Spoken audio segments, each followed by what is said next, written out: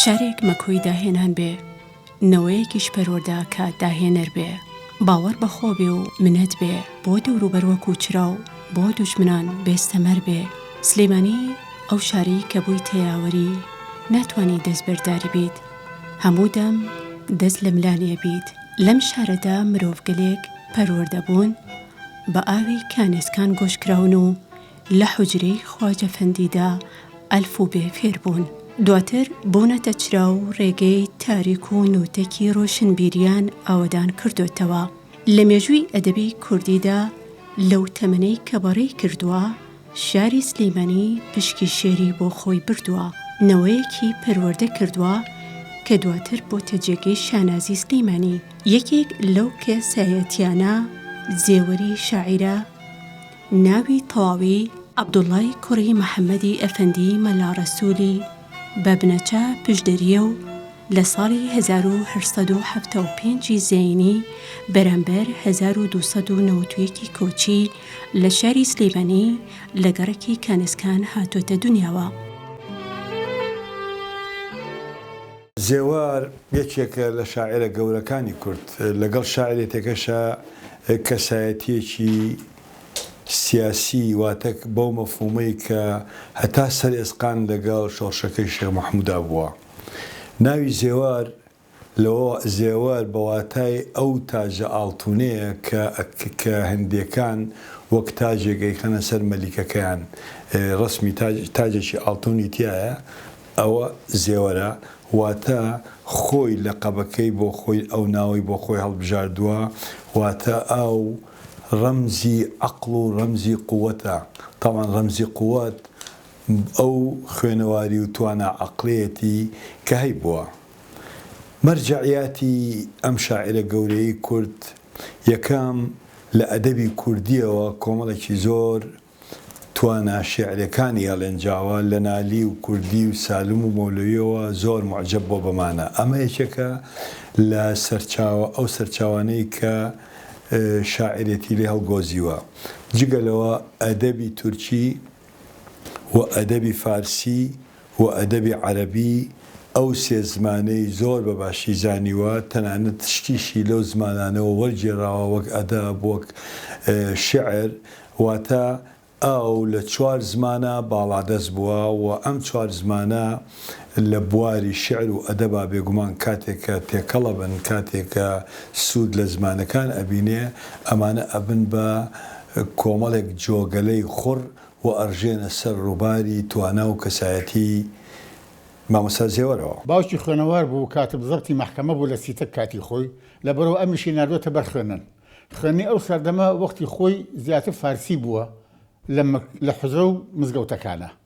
لە پاش نفوزی تورک کە زیایی کرد لە وڵاتە، خوێندنەکە بوو بە تورکی و زەمانی عوسمانی هاتە پێشەوە، ئەم خوێننی تورکیشی خوێن. لەوە سووە مەکتەبی ڕژدەی عەسکەری، لە پاشە سووە ئەستەموڵ، لە ئەستەموڵ کە هاتۆ بە مامۆستا دانرا لە قوتابخانەی ڕژدەی عەسکەری دەرسی گرامەری قەواعیدی بڵین ڕێزمانی تورکی بە قوتابیەکانەوە توانێت. زێوەرەفەنی وان پێ و زێوەرەفەنی لەگەڵ مەلا سەعی کابانە لە هەیوانی مزگەوتەکە لە میحرابەکە سەرەوە ئەوانی کراوەی نەگژوورەوە دووینی هەبوو، لەوێ دانیشتن دامە و شەترنجیانە کرد. ئەلەو کاتەوە بیرمە کە دیومە ببینین جلی کوردی لە بەرابوو کوردەکە چۆن وەک مەلا بڵێن کەوا و سەڵتە و جامانە. زێوەرەفەنی بوو بە معەلیمیش، بە تایبەتی لە بەرزجە معەلیم بوو، لە کوێ معەلیم بوو، ئەویش و مەلا سەعیفەنی کابانیش چاکسماتۆڵان لەبەر نەکرد، هەر بەو ژلەوە معەلیم بوون و تا تەقاعودیش کرا. من لە وەختەوە بەبینین دیومە. ئێستا زێوەر ئینسانێکی زۆر ڕێک و پێک و لەسەر خۆ و عاتفی بوو. من لە عەمری هینەوە تقریبا 3 مانگ بووم، باوکم عەمری خوای کردووە، من لە لای باپیرم بووم، یعنی قەت تەسەورم نەکردووە باپیرم کە باوکم نییە. هەتا ئیتر چوومەتە مەکتەب لە سنفی 34 بووم، ئینجا تەلەبە و ست پێیان خەڵق پێی وتوم، وتوێتی ئەو باوکن نییە، باوکی تۆ نەماوە وتوانە باپیر وتوێتی لە سلەیمانی بووە ئەو ئێمە لە بەرزنجە بووین لەگەڵ باوکمە یعنی باوکم ئێستا ناڵم 3 مانگ بووم وتوێتی ناوی بنێن خەیریە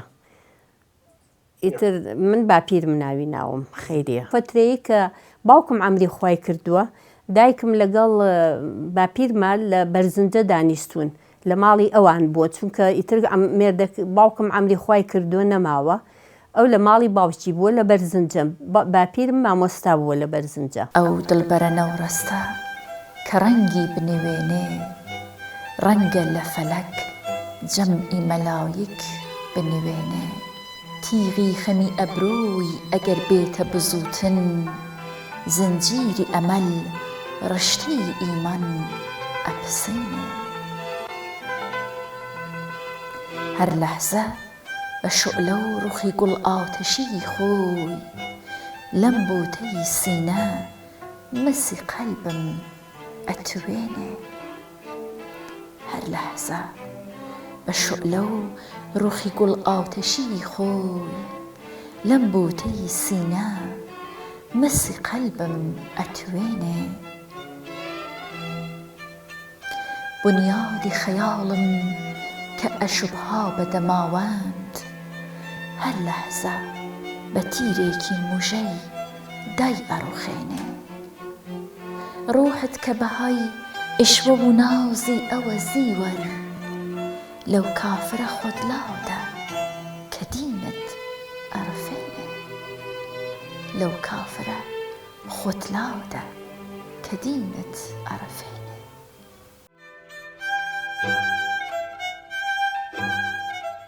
وەک خۆی بۆمانەگەڕێتەوە لە ڕۆژنامەی ژینی ژمارە 618 شوباتی 1940 نووسیویە ئەو ڕۆژەی نردمیانە قوتابخانە تەسادوفی نەورۆزی کرد مامۆستاکەم وەرەقەیەکی نەورۆزنامەشیدا بە من پارەی بۆ بەرم مناڵان لە هەموو لایەکەوە هەڵەپەڕین و نەورۆزنامەیان ئەخوێندەوە منیش سیرمەکردن نەم ئەزانی بیخوێنمەوە کە هاتمەوە ماڵەوە دەستم کرد بە گریان باوکم وتی بۆ چێگری ئەوە پارە بۆ مامۆستا ئەوەش بۆ خەرجی خۆت وتم بۆ پارە ناگریم ڕەفیقەکانم هەموو ئەم کاغەزە خوێندنەوە و من هیچ نازانم وتی ڕۆڵە عاجز مەبە من فێرت ئەەکەم مقدارێک خەریک بوو شعرێ فێر بووم نۆرۆز شوت نۆرۆز شوت ئەنجا وەمزانی میرزا شەفیعەم مامۆستا زێوار فەرهەنگێکی گەورەی هەیە ئەم فەرهەنگە ناوی ناوە فەرهەنگی زێوەری لە ڕاستیە فەرهەنگەکە سەرەتا ئەختەری گەورە بە عەرەبی دایناوە و ناوی مستەفا شەمسەددینە دوای ئەو دکتۆر حسێن ڕەمزی لە ساڵی 1990 ئەم فەرهەنگەی کردووە بە عەرەبی تورکی ئەشێت ئەم فەرهەنگە کرابێ بە فارسیش تا ئێستا دەستمان نەکەوتۆ ئێمە بەڵام مامۆستا زێوەریش ئەم فەرهەنگە لە زمانی عەرەبیەوە کردوێتی بە کوردی واتە فەرهەنگەکە فەرهەنگی عەرەبی کوردیە لە ساڵی 1940 ئەم فەرهەنگە تەواو بووە ئەم فەرهەنگە دوای فەرهەنگەکەی شێخ مارفی نۆدەیە کە بۆ حاجی کاکەحمەی نووسیوە کە بە ناوی ئەحمەدیەوە ئەحمەدی لە شێوەی شیعرایە ئەم مەزدەرەی ئەختەری واتیان بڵێن فەرهەنگی زێوەری ئەوەی تیانە هەمووی ئیسمایە چاوگە چونکە ئەلفولامی پێوەیە ئەلفولام نالشێ بە فیعلەوە بە هیچ شێوەیە حەزەکەم ئەوە بڵێم مامۆستا زێوار ئەم قاموسە ئەم فەرهەنگەی زۆر بە گرنگ داناوە چونکە ئەو ئەزانەیە کە فەرهەنگ یەکێکە لە کۆڵەکە گەورەکانی زمانی هەر زمانێ بێ چکە تۆ زۆر وشە هەیە ئێستا گۆی ئەەکەی بەکارێنی بەڵام لەوانەیە 50 ساڵی تر ئەو وشەیە نامێنێتەوە وشەیەکی تر چێتە جێگەی یا گۆڕانکاری تاکرێ ئیتر ئەو وشانە ئەبن بە مەڵکی ئەو زمانە و ئەمێننەوە لەبەرەوە مامۆستا زێوار زۆر ئێتیمامی بۆ فەرهەنگیاوە و لەسەر پیتی ئەبجەدی نییە لەسەر پیتە کۆنەکەیە کە لە حوجرەکانی مزگەوتە ئەخوێنرا ئەلف با تا ثا جیم حا خا دال ذال ڕا زا سین شین صاد یعنی ئەو بەو نەمەتەی وەرگرتووە وەوە گوتم اشتقاقاتی تیانە و هەمووی زیاتر ئیسمە و ئەو کەسەی کە دایناوە ئەوەی کە سەرەتا دایناوە مستەفا شەمسەدین دیارە ماندوو بووە بەدەستێەوە و زێوەریش بە سەرکەوتویی کارەکەی ئەنجام داوە و کردوێتی بە فەرهەنگی عەرەبی کوردی دیارە سوودێکی گەورەی هەبووە و تا ئێستا سوودەکەی هەیە بۆ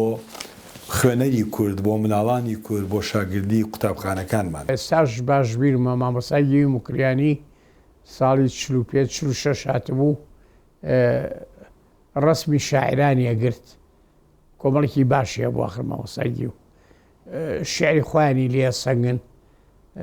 مێژووی ئەدەبوو ئەو شتانەیە بوو شتیە بوو چاپی کرد مامۆستای گیو کە منی دیوتی وەڵایم کوڕە بووم باشە وەرە ئەچوومە لای لە ئوتێلەکە بەو بەرەوە ئوتێلێک بوو ئوتێلی حەج برای باغان پێوت ئەوەی ئێستا چاخانەی چیە هینە من ناچم قەت نەشوم لێ ئیتر ئەچوومە لای کاغەزیامێ بۆ شاعیرەکان چوون بێکەسمێنە چوون پیرەمێردمێنە چوون بۆ لای زێوەرەفەیش هێنای کە چوون بە دیار مناڵەکانەوە لە گوێ ئاگردانێک دانیشتبوو خانوویەکی کۆنی خراپ ئاگردان هەبوو لە ژوورەکە بە دیارەوە دانیشتە بوو کەتر کچوم کاغزەکە مایایی مامۆستاگی و لەگەڵ خۆشما بردم بۆ ئەو شوێنەی ئوتێلەی مامۆستاگیوی لێبوو لەوێ شعری خۆیایە بەڵام ئەوانە کۆمەڵێ هەبوون مامۆستاگی و جلەکانی خۆی لەبەرەکردن قاتێ جلی کوردی هەبوو وەک پیاوێکی دڵسۆز بوو بۆ کورد بەڵام لە بەعدە شتی کوردایەتیا هەر زۆر زیاڕۆی هەموویان نەبوو بە جلی کوردیەوە ڕسمیان بگرێ بیرمە جلەکانی خۆی کردە بەری فایق بێکەس لە پڕ قۆپچەکانی پشڕافاغ بێکەس قەڵەو بوو بردمەوە ماڵەوە سەرخانەکان بۆ درۆوە قۆپچەکان زێوەرەفەیی ئەو جلەی لەبەر نەکرد پیرەمێرد لەبەری کرد تاقە ڕسمی پیرەمێرد کە بە جلی کوردیەوە هەیە ئەوەیە بۆ جلانەی مامۆستاگیەوەیە زێوەرەفەیی وتی من مامۆستاژم هەرە بجلانم لەبەرا بۆ و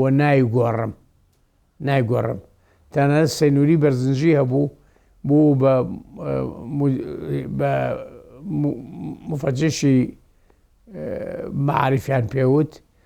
بە قوتابخانەکانە ئەگەڕا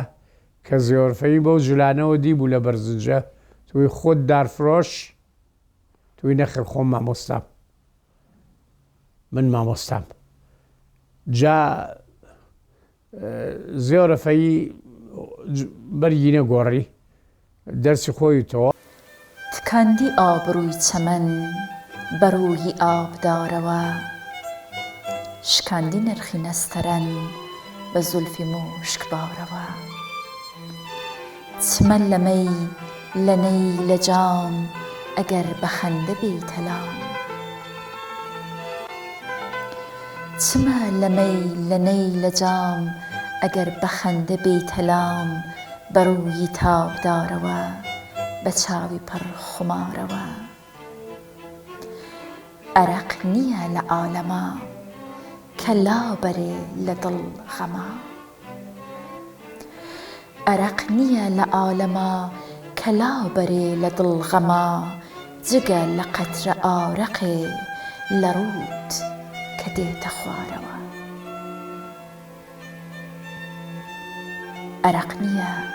لە عالەما کە لابەرێ لە دڵ غەما جگە لە قەترە ئارەقێ لە ڕوود کە دێتە خوارەوە نیشاتی من جەماڵی تۆ بەراتی من ویسالی تۆ خەیاڵی من لە خاڵی تۆ بە عیشوە لێم مەشارەوە عەزیزەکەی حەبیبی من نیگارەکەی تەبیبی من کە شەق بەرێ ڕەقیبی من وەرە بە سەد ویقارەوە بەسەر زێوەر کوردی زانیوە خۆی زمانی دایکی بووە فارسی زانیوە کە خوێنەتی لە حوزر و لە مەکتەبی لە سەردەمی خۆیان مزگەوتەکانە، تورکیشی لە مەکتەب خوێنەوە، عەرەبیش لە پاشا کە بوو بە خوێن بوو بە عەرەبی و عەرەبیش هەر زانیوە بەهۆی قورئانی پیرۆزەوانەیە، سوار زمانی بە چالاکی و بە ڕێکوپێکی و بە ڕەوانی زانیوە. شعری بە تورکی هەیە، بە فارسی هەیە، بە کوردی هەیە، بە عەرەبیش هەیە. لە زمانی فارسیا شارەزایەکی تەواوی هەبووە، دانانی هەبووە، دانانەکە هێشێک لەوانە داستانی سۆزناچی کەربەلا بووە کە بە فارسی وتوێت دایناوە. بایەخی ئەم کتێبە دوو شتی سەیری تایە، یەکەمیان کابرایەکی مەلای سونی شعر بۆ شیعە بڵێ، دوو هەمیشان مەلای شاعرێکی کورد بە فارسی شعر بڵێت. یعنی ئەو دوو شتی تایە کە جیاوازی هەیە لەگەڵ شاعیرەکانی کەیە. دوای ئەوە ئەتە سەر زمانی کوردی کە دیوانە شعرەکەی پێداناوە و زمانی نووسینیکەی پێ بووە، ڕۆمانی نووسیوە لە کاتی خۆیان، چیرۆکی حکوومەتێکی خەیاڵی کەوە. بەڕای من ئەمە یەکەم چیرۆکی کوردی بێ، یەکەم ڕۆمان بێ لە ئەدەبی کوردیە. بۆ زمانی عەرەبیش فەرهەنگی ئەختەری کەبیری وەرجێراوەتە سەر کوردی، عەرەبی کوردی، ئەم یۆرەی جێراوە سەر کوردی و چاپکراوە، ئێستا لە بازاڕایە.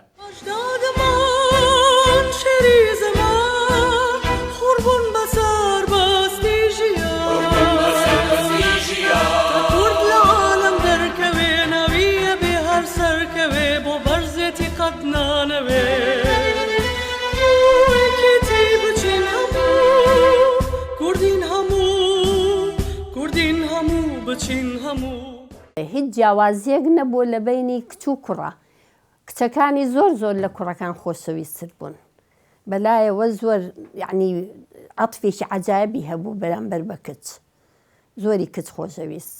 و بۆ کوڕەکانیشە تەبعاً هەر کوڕەکانیشی خۆشویستووە. دوایی لە 7 ساڵانە خرایە حوجرەی مەلا سەعید خواجە فەندی بۆ بەرخوێندن. قورئان و ئاگەهان و گولستان ئەخوێنێ، بەدەم فارسی خوێندنەوە دەست ئەکا بە نسابل سبیان و ئەچێتە فەقێتی. لە پێشە هەر لە سلەیمانی، بەڵام لەم ماوەیەدا فارسەکەی لای خواجە فەندی هەر ئەخوێند. لە پاشە ئەچێ بۆ مەریوان و بانە و لەبێوە بۆ مکوریان و سابلاخ و بەسەر ڕەواندوزدا ئەگەڕێتەوە بۆ هەولێر و کەرکووک و دێتەوە بۆ سلەیمانی. لە مزگەوتی بنطەباق، مزگەوتی عیرفان دەرزی علمی، ئەروز و قافیە لە لای عیرفان ئەفەندی ئەخوێنێ و ئەبێ بە مستەعیدێکی باش. زمانی تورک و چوونە ئەستەمبوڵ باو بووە، ئەمیش هەوای ئەو چوونەی ئەکەوێتە سەر. لە ساڵی 1370 ڕۆمیدا ملی ڕێئەگرێ و ئەچێ بۆ ئەستەمبوڵ. لەوێ لەلایەکەوە لەگەڵ عالم و ئەدیبەکانە هەڵسوکەوتی کردووە، لەلایەکیشەوە هەموو دەمێ تێکەڵاوی لەگەڵ ئەو پیاوە کوردانەدا کە لەوێ ئیش بەدەست بوون کردووە. 4 ساڵێک بۆ خوێندن و زیادکردنی زانیاری دنیا و دیدەیی لە ئەستەمبوڵ ئەمێنێتەوە، لە پاشە هاتووتەوە بۆ سلەیمانی. خۆی لە شاعرە چاکەکانە و بەس لە ڕیزی شعری کلاسیکیایەت، شعری کلاسیکی کوردی کە ئێمە نالی و سالم و کوردی بۆ ئەم شێوەزارە خاوەنین، کۆنتر بابەتایرە و بەلای جزیرێ و خانێ و فەقەی تەیرانە بە شێوەزاری کۆن. لێرە لە دەوری بابانەوە ئەم قوتابخانە ئەدەبیەش پیا بووە کە نالی و سالم و کوردی و مەحوی ژەچێت سەر ئەوان، بەڵام مەحوی لە ڕووی تەبەنەوە دوای ئەوانە. ئەمە شتێکی تایبەتیە لەسەر کێشەدای ئەو کێشانەیە کە کێشی عروزی پێڵێن، بەڵام مەرج نییە کابرا بیری کردی بێتەوە بە پارچە شعرێ لەسەر بەحری تەویل یا بەسیط یا مزارع یا چی ئەوانەی عروز بڵێم، بەڵام خۆی جاری وایە یەکەگرێتەوە. هەندێک کێشەیە لەگەڵ بە پەنجەکەی ئێمەش ئەپێورێ، ئەو پەنجەیەی کە کۆن شعری کوردی پێوتراوە، دوایی گۆران و شێخنووری وان هێنایەنەوە کە پیرەمێرد کە بەو کێشە بوترێ لەگەڵ هەندێک کێشی عروسایە گرێتەوە. ئاوازە وەکو ئاوازی مۆسیقاوایە لە کێشەکان ئەوانەی نالی و کوردی و ئەوانە لە پلەی شعرا ئەڕوا بەرەو ڕیزی ئەوان. مامۆستا زێوەر جگەلەوەی کە شاعرێکی گەورە بووە، لە واقعی نەتەوەیی کووردا هەنگاوی گەورەی ناوە. بۆ نمونە نۆڤلێتێکی داناوە، ئەم نۆڤلێتە بە ناوی چیرۆکی حکومەتێکی خەیاڵی. ئەمە خەوە، خۆ دەزانی ئەوانەی کە بە خەو شتەگێرنەوە یا ئەوەی لە ژیانی ڕۆژانە ئەو خەوە مەمنوعە، خەوێکی قاچاخە، یەکێک کە خەو بە دروستکردنی حکومەتێکی کوردیەوە بینێ لە قۆناغێکە کە ئەو حکومەتە لەبەر هەر ڕەشەی داگیرکەرانی کوردستانە بێ ئەبێ پەنابەرێتە بەر خەو، پەنابەرێتە بەر خەیاڵ. یا خاڵی دووەم ئەوەیە ئەو ئاواتە دوورە دەسە و تۆ بە تەنیا و تەنیا ئەتەوێ لە خەوە ئەو ئاواتە بێنیتە دی. لە ئەدەبی کوردیە جەمیل سائبمان هەیە لە خەومای نووسیوە و ئەحمەد موختارمان هەیە مەسەلەی ویژدانی نووسیوە. بە بۆچوونی من زێوەر ئەم دوو بەرهەمەی خوێنۆتەوە و سوودی لێبینیون.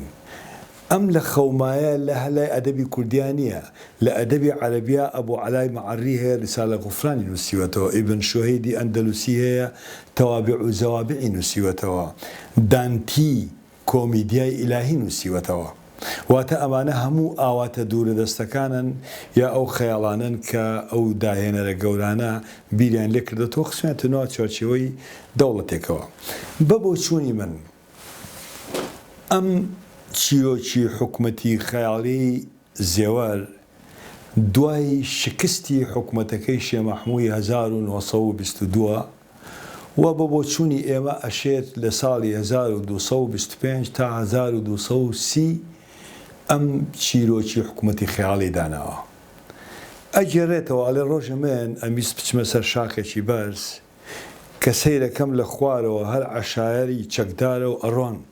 ڕەو ئەکەن. وتم بۆ چۆ ئەڕۆن؟ وتیان ئەچین حکومەتێکی کوردی دروست دەکەین. ئەم حکومەتە لەکوێ دروست دەکرێ؟ لە بینی سەقز و بانە دەیەکێ ناوی تورجانە. پایتەختی ئەم حکومەتە مامۆستا زێوەر لەوێ دایناوە. ئەڵێن ئەم دێ لە کاتی خۆیان لەو سەردەمانە خەڵقی ڕووناکبیر و خەڵقی هەڵکەوتەوە بە توانای تیا بووە، بۆیە مامۆستا زێوەر ئەو پایتەختەی داناوە. یعنی ئەم حکومەتەی کە دایناوە بە بۆچوونی من بەدیلی حکومەتەکەی شێ مەحمووە، این لە جیاتی حکومەتەکەی شێ مەحمووە، یعنی کۆمەڵێ دەرسی وەرگرتووە لە حکومەتەکەی شێ مەحموو. ئەگەر لە خەومای جەمیل سائب ڕەخنە بێت لە حکومەتەکەی شێ مەحموو، ئەم چیرۆکی حکومەتی خەیاڵیەی مامۆستا زێوەر دروستکردنەوەی حکومەتێکی کوردی ترە بە ئاراستەیەکی شتێک باشترە، واتە لە بینی خەیاڵ و واقعە ئەم حکومەتەی دروست کردووە.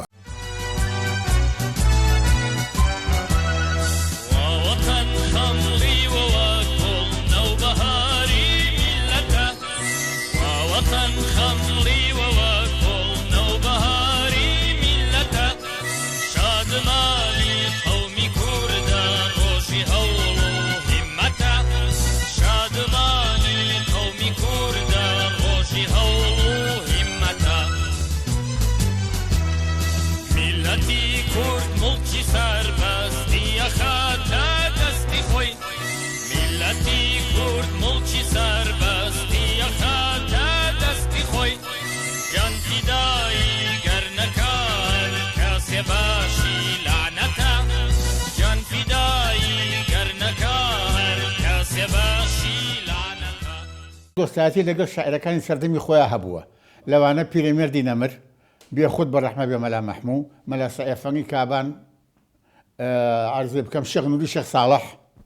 اینجا لەگەڵ ئەوەشە مەلا عەبدولکەریمی مدەڕیس کە وەختی خۆی مامۆستا بوو لە بیارە ماوەیەک لەوێ ماوەتەوانێ کە دوور خراوەتەوە لە زەفەر نردووانە بۆ ئەوێ. اینجا لەگەڵ تازەکانیشە دۆستایەتی لەگەڵ ڕەفیق حلمی هەبووە ڕەحمەتی، لەگەڵ شاکر فەتا هەی بۆ ڕەحمەتی، لەگەڵ ئەخۆلا هەی بۆ ڕەحمەتی. ئەمانە سەردانیشیان کردووە، هەمووشیان کردووە. سەردانی مەلا ئەسعەی مەحوی کردووە لە خانەقای مەحوی و ئەوی سەردانی ئەمی کردووە. ئەمە باری لەگەڵ شاعیرەکانە. لە باری کۆمەڵایەتیشە لە گەڕەکەکە خۆشەویست بوو ناو خەڵکەکەیە و هەمووشەی زۆر شوێنی کردووە و سەردانی زۆر شوێنی کردووە، بە تایبەتی تا خۆشەویستێکی تایبەتمەندی هەبوو لای شێخی نەمر چونکە عەسری یەک بوون و 8 ساڵەشە مەحموود گەورەتر بووە بە دۆستی خۆی و خۆشەویستی خۆی داناوە دایمە پیان لێکتی نەبڕێەوە لە یەکدا نەبراون هەتا شەخ کە چۆ بۆ ئەستەمۆڵ لە سەفەرەکەیە لەگەڵ باوچە ئەمیشی بردۆ لەگەڵ خۆیە. عەزیزەکەی حەبیبی من نیگارەکەی تەبیبی من کە شەق بەرێ ڕەقیبی من وەرە بە سەد وقارەوە فیدای خەد و قەدی تۆ چەمەن بە فەوجی گوڵیەوە بە بولبول و بە چڵیەوە بە قومری و هوزارەوە فەرەنگ ڕووی و زەنگموو ئەجەم سیاق و ڕووسخوو فەرەنگ ڕووی و زەنگموو ئەجەم سیاق و ڕووسخوو ئەناسرێ کە کوردە زوو بە پێچی لار و خوارەوە فەرەنگ ڕووی زەنگموو ئەجەم سیاق و ڕووسخوو ئەناسرێ کە کوردە زوو بە پێچی لار و خوارەوە نیساری زولفی ئەمبەری هەموو وڵاتی گوڵعومەر نیساری زولفی ئەمبەری هەموو وڵاتی گوڵعومەر بە ئەرد و بەرد و دارەوە بە ئاوی سەر چنارەوە ئەمن گەیاندمە ئەنوەری فنونی شعر و شاعری ئەمن گەیاندمە ئەنوەری فنونی شعر و شاعری ئەتۆ گەیاندتە سامری بە چاوی سێحر کارەوە من باپیرم کە مامۆستا زێوەرە ئەوەی من بیرم بێ عەلادین سوجادی زۆر زۆر ڕەفیقی شەو و ڕۆژی بوو یعنی هەتا چەند جارێک من بیرم بێت هات بۆ لای سەردانیە کرد وەڵا یەک ڕەفیقیشی مەلاساعی کابان بوو ئەوە پیاوێکی مەشهورە مەلاساعی کابان لەگەڵ بێکەسا شەڕە شیعریشی هەبوو ئەوە بوو ئەو شیعرەی کاڵەیە عافێتی تۆ بێ قوبڵی و بامێ ئەم وتوێتی جوابی یاوەتەوە وتوێتی عافێتی تۆ بێ قوبڵی و بامێ با من بە عارەق هەرکە دەدەسەر بم زێوەر و فایق بێکەس فایق بێکەس ئەوەی کە مەشهورە زۆر مهتەم بۆ بە خواردنەوەی عەرەق زۆر مهتەم بۆ بە خواردنەوەی عەرەق و تەنانەت چیرۆکی زۆر هەیە لەسەری مامۆستا زێوەریش خواناس بووە و موسڵمان بۆ مەلا بووە معنەوەیە دوو ئیتیجاهی دژن ئەمە توانین چیان پێ بڵێ ئەسەدیق لە دوود یعنی هەردوو سینەکەی تایە زێوەر ئەڵێ عەرەق ناخۆم کە تووشی دەردی سەر بم گرفتاری هەزار دەرد و خەتەر بم عەرەق ناخۆم کە عومرم کورت و کەم بێ بە جوانی بۆ گرفتاری زەرەر بم بێ کەسیش ڕەدیاتەوە من عەرەق ئەخۆم کە بێکەدەر بم کەمێ لە دنیا من بێخەبەر بم گەلێ سزامدی بەدەست عەقڵەوە بادەی مەی بخۆم بێهۆش و کەر بم عافێتی تۆ بێ بامێ و قوبوڵی با من بە عارەق تووشی زەرەر بم قەسیدەیەکی زۆرە یعنی خۆشە شێری سیاسی دیوانەکەی تایەتیەوە تا لەگەڵ شتێکی زۆر سەیری هەیە کە لە ڕوبەڕووی فەیسەڵی یەکەما کە لە سلەیمانی بووە داوای لێ ئەکات ئەڵێ یا بە فەرزەن تۆ شای سەرمینی ڕازیم بە بەشی خۆم و مسکێنی خورمای خۆ بۆ خۆ مێوژم بۆ خۆم لەکم دینوکم وەلیە دینی ئەوە ڕوبەڕووی فەیسەڵی یەکەم ئەو شعری خوێنەوە لە سلەیمانی کە لە ساڵی 20 هاتوو بۆ سلەیمانی زێوەر هەرچەند خێزانداریش بوو نەفسێکی زۆر بەرز و شاهانەی هەبووە دەروێش مەشرە بوو ڕەوەند و خواپەرست و دیانەت ڕاگیر بووە و هەر ئەوەش بووە بەوەی جێی متمانەی بنەماڵەی شێخی نەمر بێ ئەوە بوو شێخ ڕەوفی کوڕی لە خوێندنا دواکەوت و ئەویش کەسێک کە جێی بڕوا و متمانەی شێخی نەمر بێت زێوەرە هانای بۆ دێنێت و تا نامەیەک بۆ شێخ بنێرێت و باسی هەوڵ و کۆش و بەردەوامی ڕەوفی تیا بکات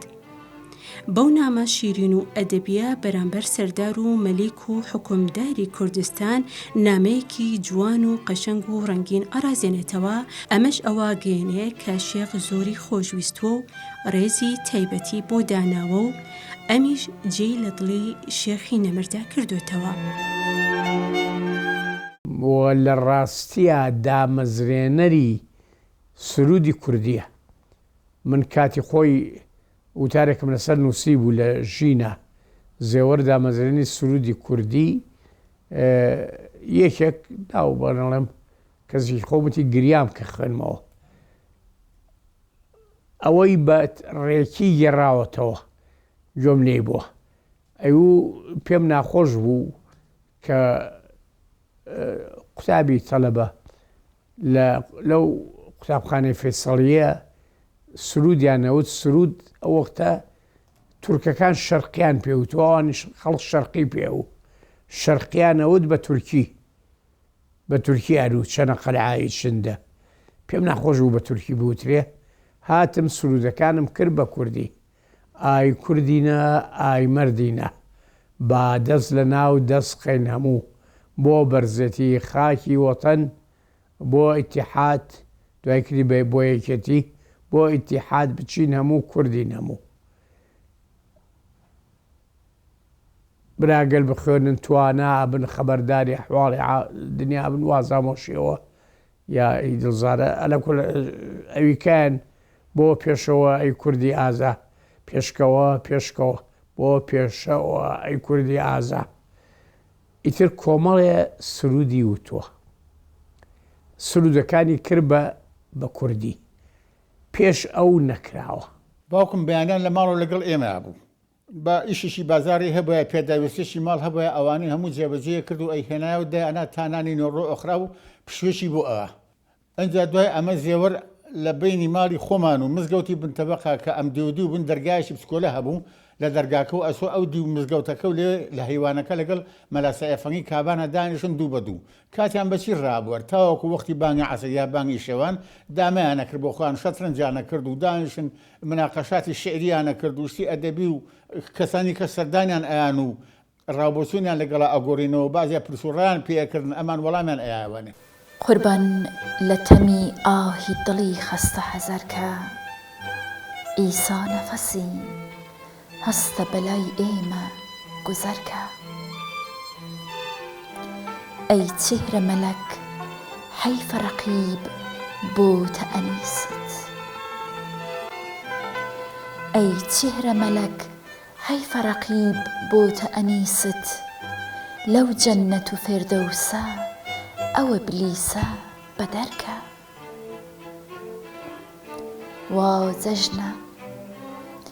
وا جەژنە خەلایق هەموو پڕزەوقن و شەوقن بەو خەندەی شیرینە جەهان پڕ لە شەکەرکە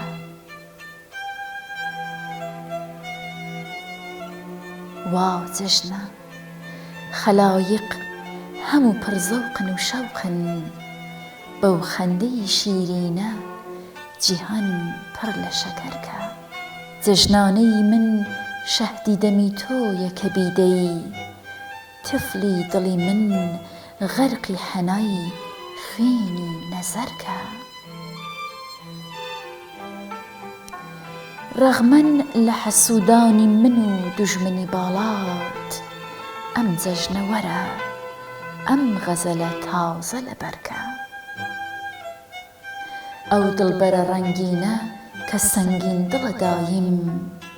ئەی ناڵی ناری لە دڵی خەستە ئەسەرکە دڵ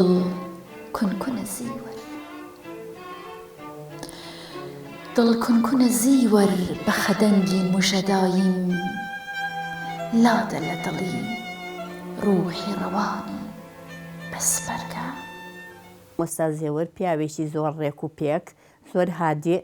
زۆر نوێشکە ڕۆژوگر بووە بەڵام قەت بە حەیاتی زەختی نەخستوەتە سەر کەسمان بڵێن وەرن نوێژ و ڕۆژوو بگرن.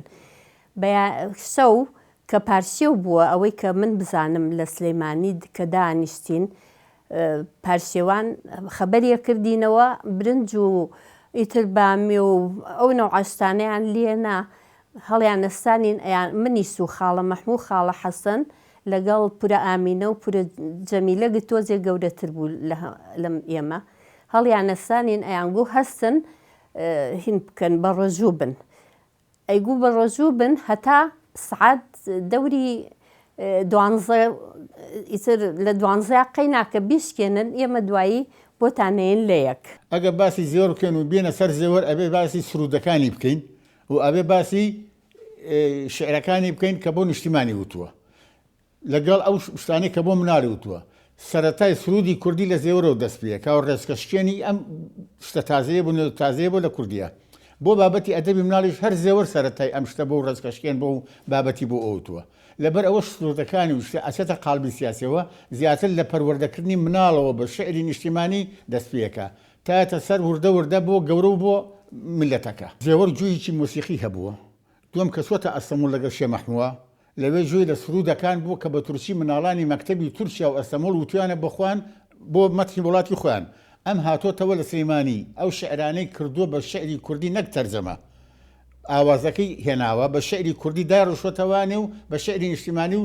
قوتابیەکانی فێر کردووە.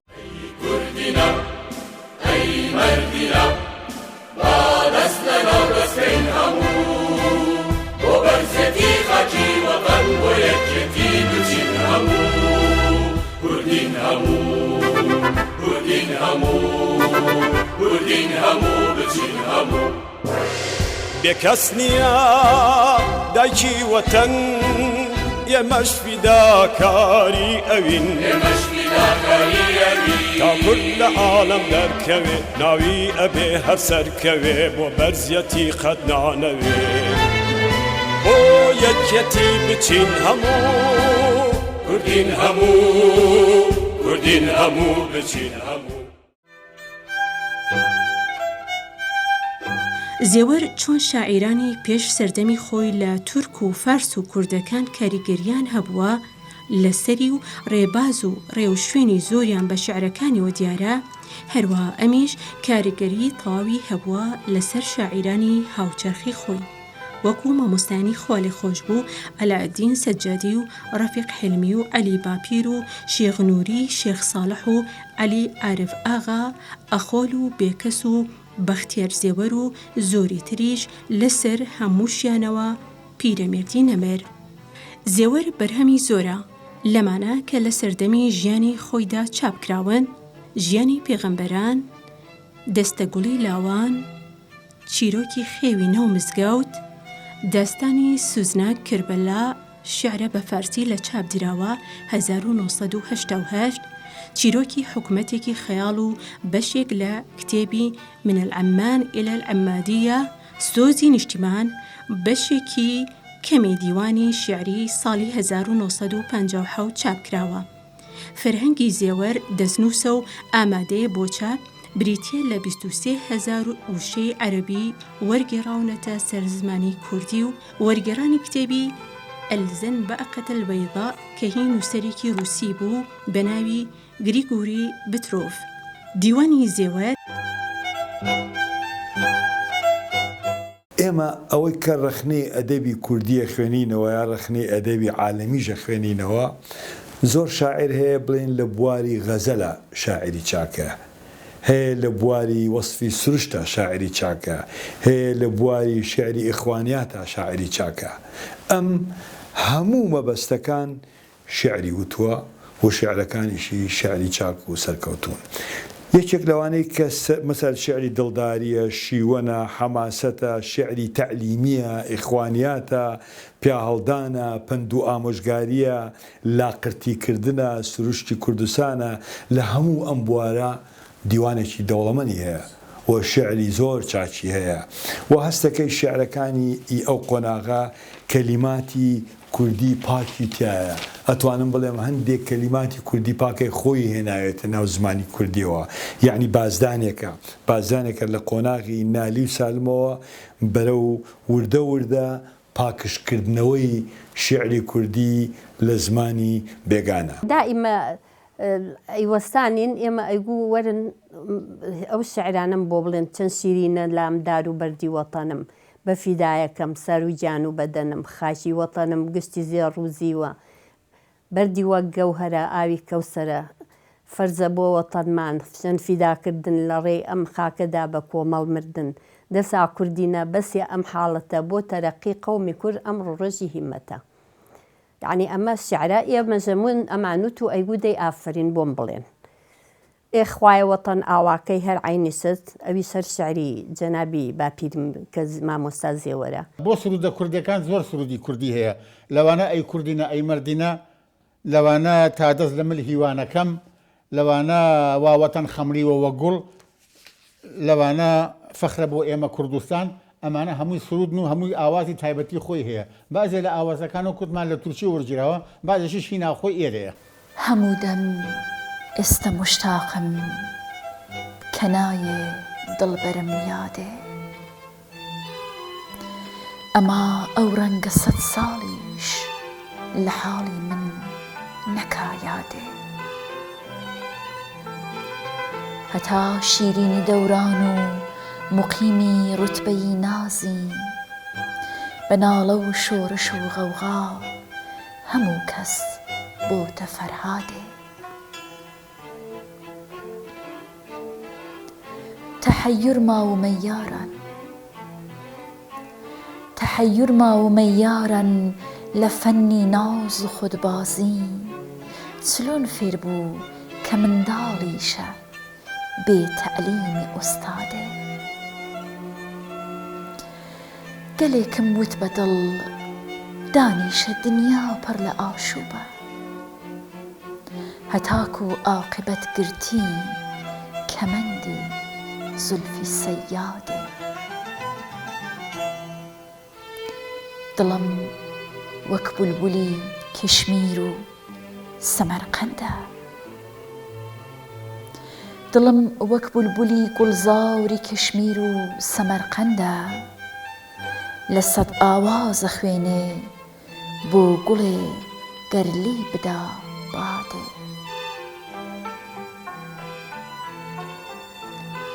ببینی کۆهکەن زایع بوو ناڵە و شیوەن و شینم ببینی کۆهکەن زایع بوو ناڵە و شیوەن و شینم کە ڕەحمێکی نەکرد ئەو کافرە جارێ بە فەرهادێ مەڵێن زیوەر بە خۆرایی ئەناڵێنێ و ئەکا شیوەن مەڵێن زیوەر بە خۆرایی ئەناڵێنێ و ئەکا شیوەن گرفتارە بریندارە بە تیغی چاوی جەلادێ زێوەر لە دەی 1948 هەر لە شاری سلەیمانی و لە گەڕەکی شێخەکانی کانێسکان شەقامی کاگەحمەدی شێخی ئێستا تەنیش مزگەوتی عیرفان بن طەبەق لە تەمەنی 73 ساڵیدا دڵە گەورەکەی لە لێدان کەوت و گیانی پاکی بەرەو ئەسمانی بەرین ڕێگرتەبەر و تەرمەکەشی بەرەوگردی گوڵان جۆگە بەڕێکەوت. لە کاتی هەڵگرتنی تەرمەکەی مقۆ و مشت و مەڕ پەیدا بوو لە نێوان لایەنەکاندا هەر کەسە خۆی بە خاوەنی ئەزانی، بەڵام لە پاشا کێشەکە چارەکرا و بە شێوەیەکی ڕسمی و نیزامی بەرەو گۆڕستان بەڕێکرا و خەڵکێکی زۆر لەگەڵ تەرمەکەدا بوون و قوتابیان بەڕێز و بە سرودی تایبەتی ماتەمینیەوە ئەم چەند دێڕانەیان ئەوتەوە کە لە هەڵبەستی مامۆستا ئەلف بێ هەوری بوو. کۆستی سەختی جەرگ بڕا، بەرگی ماتەم بۆ گشت بڕا، ئەمڕۆ فەرزە چونکە زێوەر لە باغی ژین واچوە دەر، ئەو زێوەرەی گشت ژیانی کاتی پیری و گەنجی و جوانی، سەرفی ڕێگەی مەعاریف کرد، نامرێ کەسێ بەڕووی سوور مرد.